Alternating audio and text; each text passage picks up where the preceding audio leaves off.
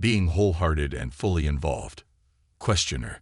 I can see that my grasping usually centers around the issue of competence. It sounds like what you are saying is that I should not be concerned about whether or not fear or anxiety arises with respect to my work and accomplishments. Once the sense of separation arose in early childhood, we all developed certain strategies to compensate in an attempt to regain wholeness. It could be being assertive, passive, competent, helpless, or whatever. These are just conceptual attempts to find security, wholeness, and completeness. But ultimately, the strategies are bound to fail due to the falseness of the initial conceptual basis. That I am a separate I grasp the fundamental premise that if the I is seen to be false, the effects cannot remain.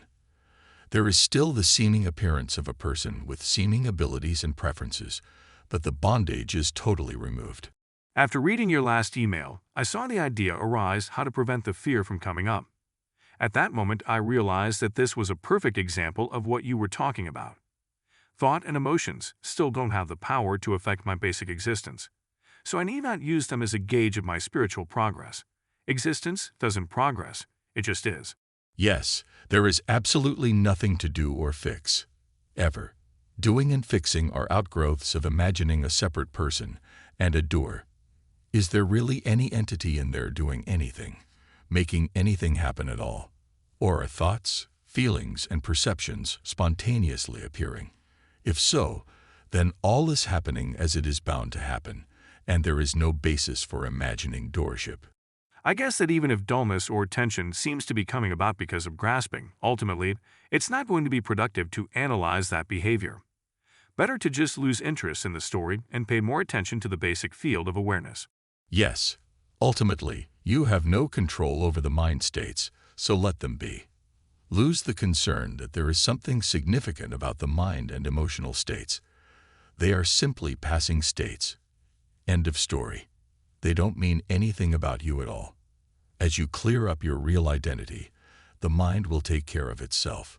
Who is there in you to pay attention or lose interest? There can creep in the subtle idea that what you are is someone who is a separate person with the ability to choose or pay more attention. This is not really the case. You are always what you are, presence awareness. It is perfectly whole and complete now. There is no improving it, getting it, or losing it.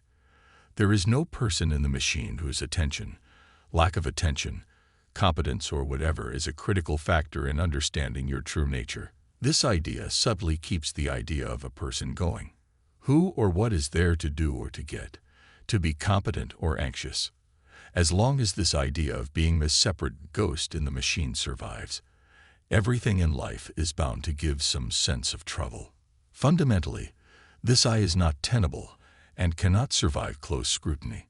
So instead of being concerned with the states or actions, realize that the real existential problem, if there is one, is the subtle sense of being the separate person that can tend to creep back into the picture. Even when this happens, it does not in fact change what you really are. You are actually free and unaffected all the time. But there is the apparent sense of suffering due to fixation on the false idea. The downside of losing interest in the story is that the mind can misinterpret this as a pulling away from or aversion to activity. Who is pulling away? Who has aversion? Can the mind really do anything except produce words and memories of past events and label things after they have happened? Living, perceiving, and feeling are happening full on all the time, without reference to the mind at all. With the emphasis off of thought, which is just a small slice of everything going on, you are more fully alive and present with what is. It is going into the mind and thoughts that is the pulling away from life as it is happening. All aversion and resistance is based on ideas and concepts about how things should be or should not be.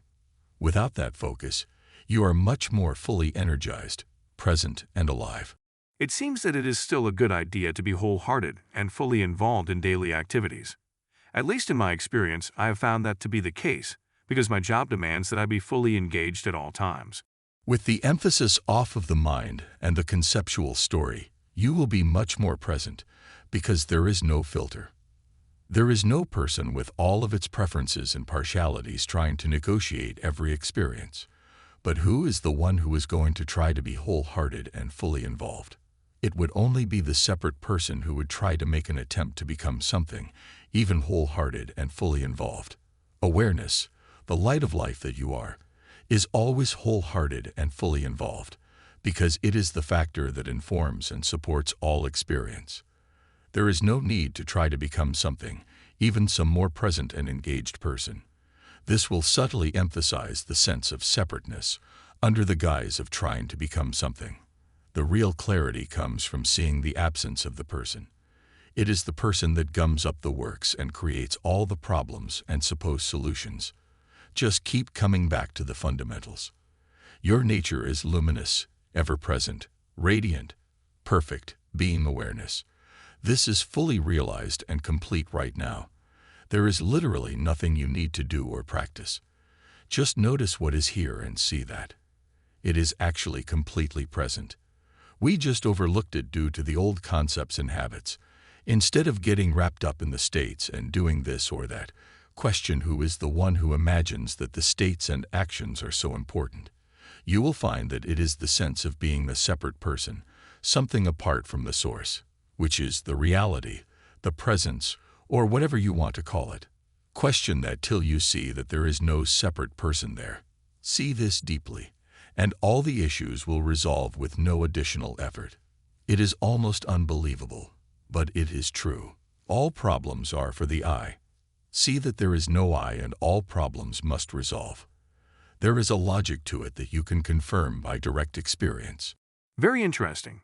After making that statement about trying to be wholehearted, I went to work and discovered that the same old stuff was starting to come up.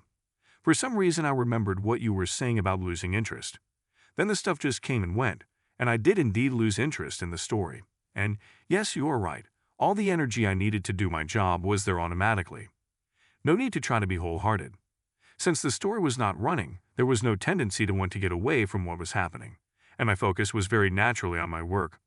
I worked from 8 a.m. till 7 p.m. with seemingly no effort at all. It is truly amazing that people come up with so many different methods and techniques but fail to address the real issue.